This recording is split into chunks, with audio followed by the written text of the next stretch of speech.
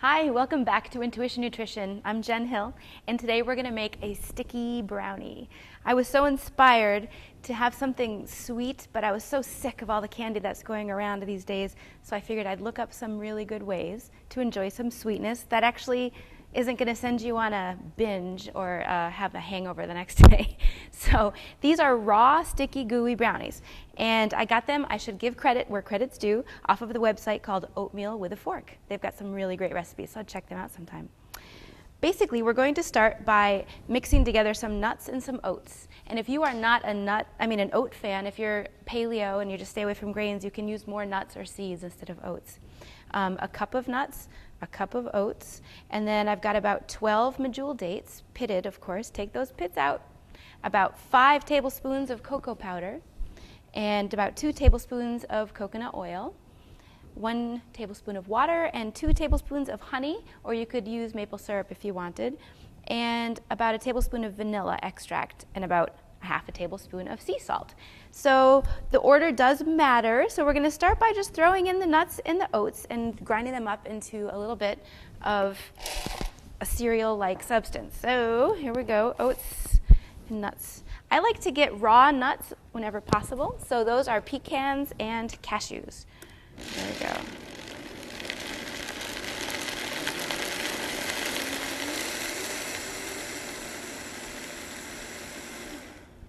All right, I think that's mealy enough. Next up, we're going to put in the dates.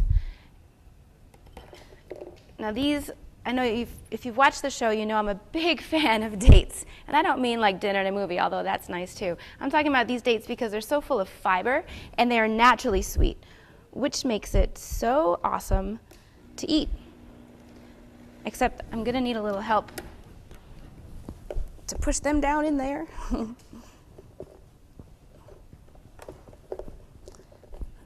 They're so thick that they get stubborn in the blender. In fact, they're so stubborn they don't want to budge. I'll take care of this, don't you worry. Ah! Get in there. All right, mixing it up. There we go.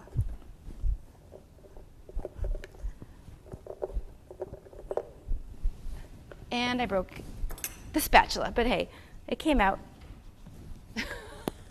We're not having spatula brownies, don't worry.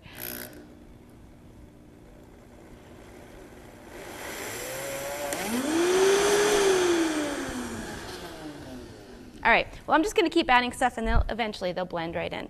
So this is the cocoa powder and the coconut oil. And I'm going to have to revert to using a knife. Never stick a knife in a blender, folks, when it's going. But since this blender is still, I will use the knife to mix things up. Love my blender, but I don't love that it just ate my spatula. Okay. And I'm going to add in the water and the honey. That will help as well. This honey I brought back from Spain, and I think that just makes it a little bit sweeter. If you've ever been to Spain, you know what I'm talking about. Okay. Add a little salt. Mix it on up in there.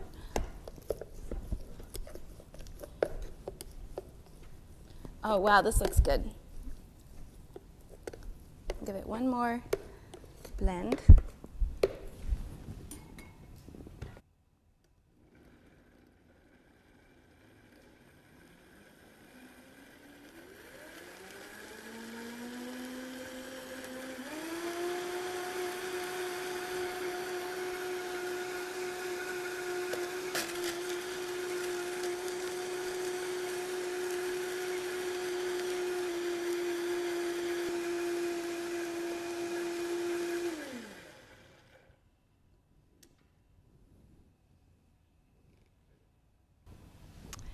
Now, this is the part that's not so delicate or simple, but it involves spreading it out in the brownie dish. And if you have a spatula, that's even better, but since it ate my spatula, it didn't really eat it, it just broke it. Don't feel sorry for me though. I've got a lot of them.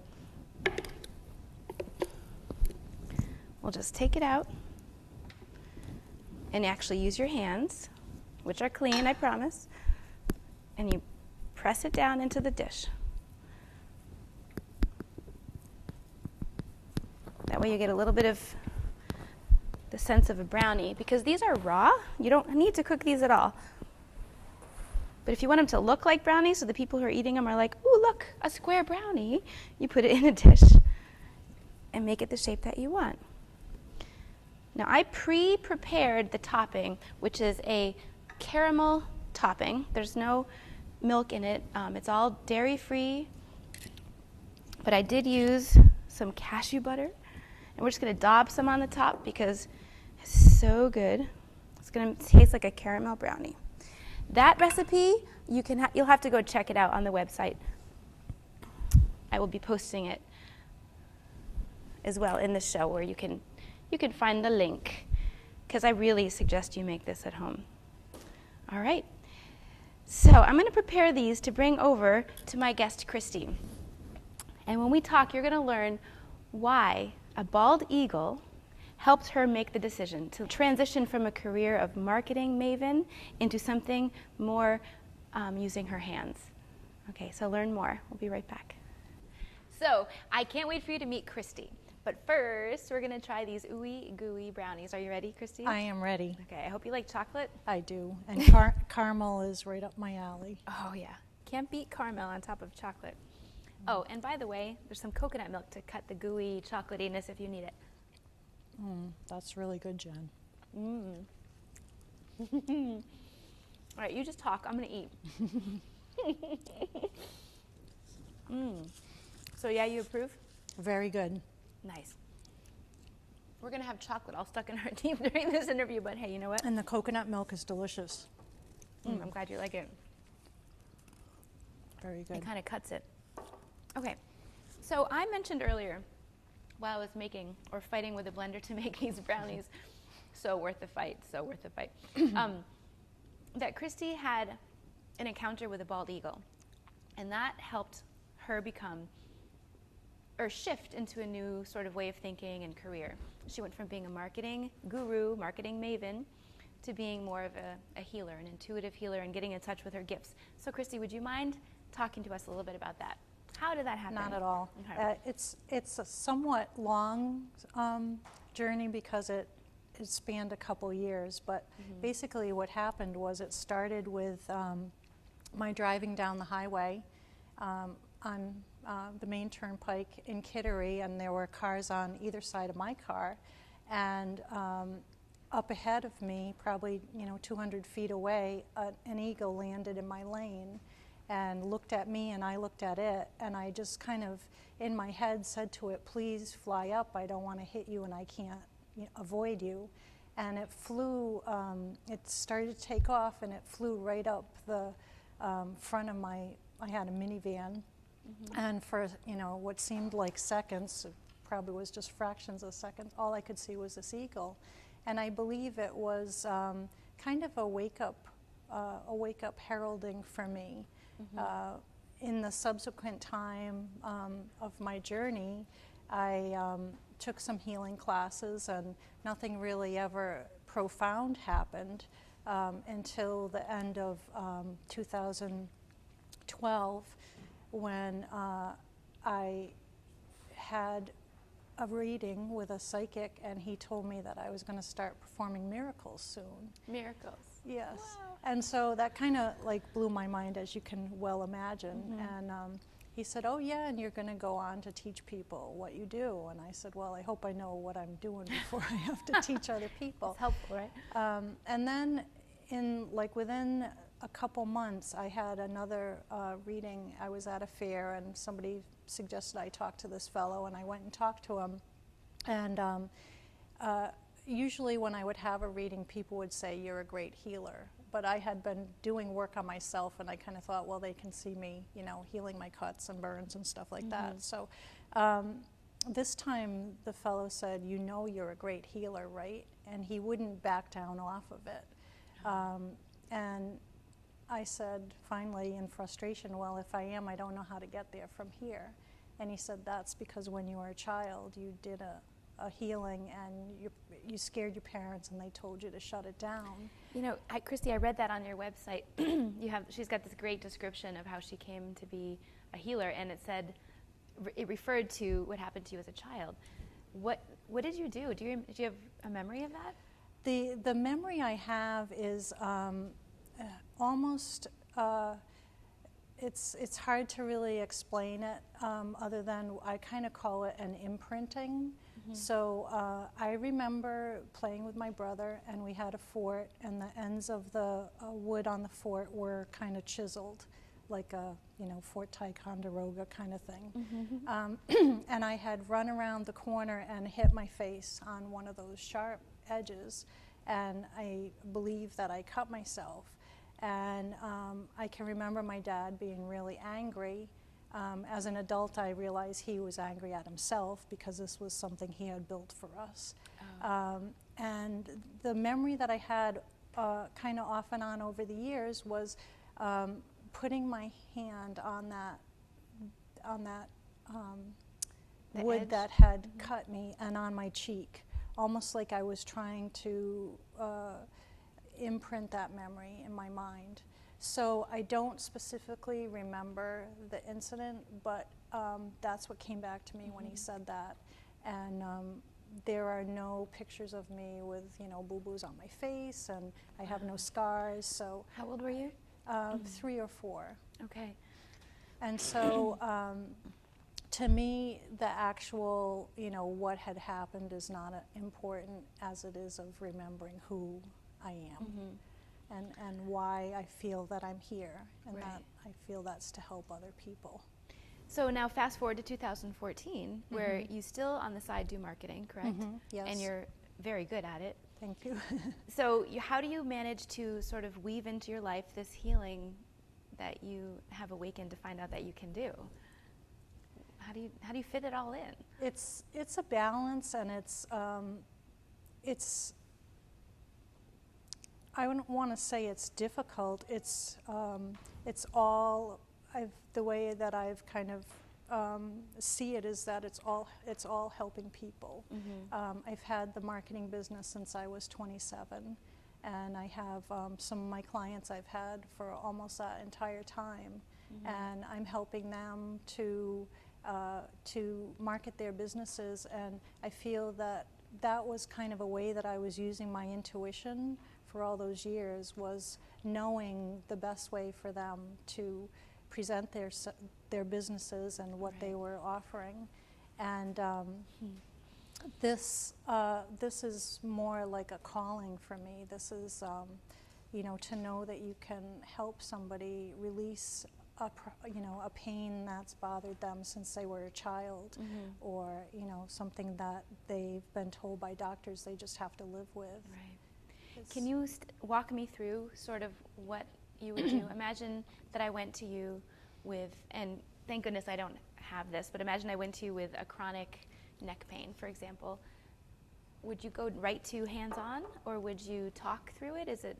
Can you talk me through a little bit what you do? Okay, so I do sessions either by phone mm-hmm. or in person. So if people are in this area, usually they come to see me in person.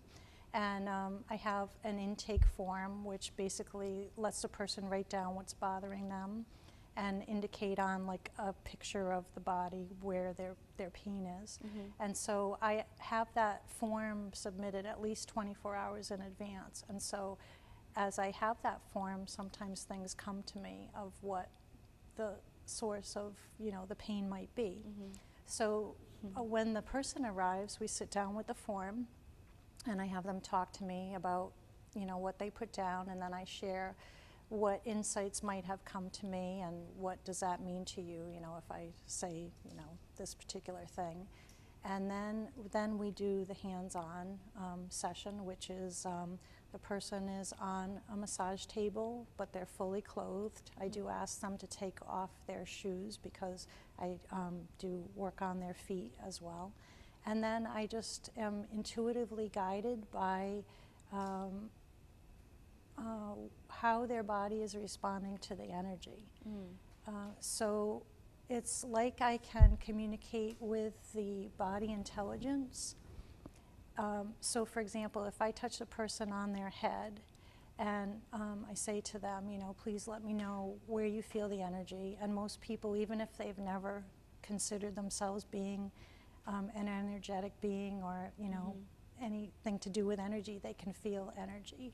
So where they feel the energy in their body kind of communicates to me where I need to go next. So you could touch my head and I could say, my left knee, I could feel this in my left knee. Then you'd go down to my left knee. Right. Okay. Yeah. That's very cool. So it's all, it's kind of interrelated. And I can give you like an example of how sometimes people come for something, but there's really something else that is calling to be healed. Yeah, sure. If you have an example. I had a woman come to me for, she really wanted a spiritual kind of healing because there was something that she had done and she had hurt somebody else, and that person had forgiven her, but she had not forgiven herself. So she needed help with self-forgiveness. So she came to the session and we worked on that, and we really, I think worked through that. And then as I got to her feet, she said she could feel the energy in her hip. And she said, I should have told you that I'm training for a triathlon, and my hip, I think I did something to my hip, and I'm almost thinking I have to stop. Because it hurts so bad. And I said, well, let me go to the hip. So I went to her hip, and in my head I hear the word father. So I said, tell me about your relationship with your father. And she said, well, he was very judgmental and he was always critical of me. And I said, how is your relationship now? Have you gotten to a better place? And she said, well, yes, we've kind of worked through a lot of it. And I said, well, I think that there's some, residual almost like hurt and trauma in that hip from childhood. So I asked her if she was ready to release it, and she said she was, and I worked on it. And she remarked that, the pain was gone right then, and then subsequently I got emails from her saying that she was running, and she had almost forgotten that she ever even had the pain. That's amazing. Yeah. The body, the mind, it's all so connected. And the emotions. The emotions, yeah. Well, I would like to urge anybody who wants to learn more to go to, let's give your website. Sure. It's Healing Resonance, the numeral 4.me. So Healing Resonance for me. And if you go to her About page, or the home page, is it the home page, that has such a beautiful description of how she came to this journey, and also some really concrete examples of people that she's healed and how she's healed them. So please visit Kristi's site. And I do have some free self-help aids on there as well. Wonderful. Yeah. And what I love to hear, and I think it's interesting as well, is you don't have to go out of your home to receive this kind of healing from Kristi. So you could get in touch with her and have a phone conversation, and she could work on you from a distance. Right. So, Kristi, thank you so much for sharing your gifts with us. Oh, thank you, Jen. Yeah. It's always so much fun to learn about. There's so much out there that we just don't know, So, speaking of things we don't know, did you know that we're going to do a little yoga? I heard that through the grapevine. So if you don't mind, I have a little magic trick up my sleeve that's going to get us in our yoga clothes. Okay, so I'm thinking I'm pretty inspired by this chocolate. Do you want to say like brownie as our magic word? That works for me. Okay, so on the count of 3, just say brownie with me. Ready? Okay. Are we going to toast our brownies? Sure. Maybe it'll be even more powerful. Ready? 1, 2, 3. Brownies. Right? Good one. Works like a charm. Works every time. So, very good. I like your Life is Good shirt. Thank you. Oh, look at that. 4 seasons and a heart. Yes. Awesome. You are a New Englander. Well, I'm trying to convince myself I love the 4 seasons. It's all in the mind. That's right. So today I thought we would do a couple of movements that can help release some tension from our necks and shoulders. How does that sound? That sounds great. Okay. So the first one we're going to do is very simple. All you do is you shrug your shoulders like you're like, I don't know, but you shrug them higher. Okay. And then when you release them, you're going to go back and down. Okay. And just bring it all the way back, almost like a circle back to Okay. the beginning. Okay, so we'll do that. How about we do that 5 times? Are you All ready? right. Okay, so as you go, inhale, bring them up. Hold them up really high. Exhale, go back and down. Don't be afraid to stick your chest out and push your shoulders back. And release. Ready? Inhale up and back and down. And again. And exhale down. Can you feel that starting to release some tension? 2 more. Ready? Inhale. Exhale. And I'm last a little one. crunchy. Inhale. Exhale. By this point, you can stop. Okay. You can keep going if you want. By this point, you should be able to feel a little bit of release here in the lower neck, the base of where your neck meets your shoulders. Mm-hmm. All right. So now we're going to do one that can actually also help strengthen your shoulders and release some tension in between, like where your shoulder blades hit right in the middle there. Okay. Okay. So first, just put your hands on your shoulders. We're going to make little wings. Try not to fly away. Fly south for the winter. Yes. Okay, we're going to just make, if we fly really hard, we're just going to make circles and see how this goes. So we're going to go up to the top and all the way back. Kind of a twist on snowbirds.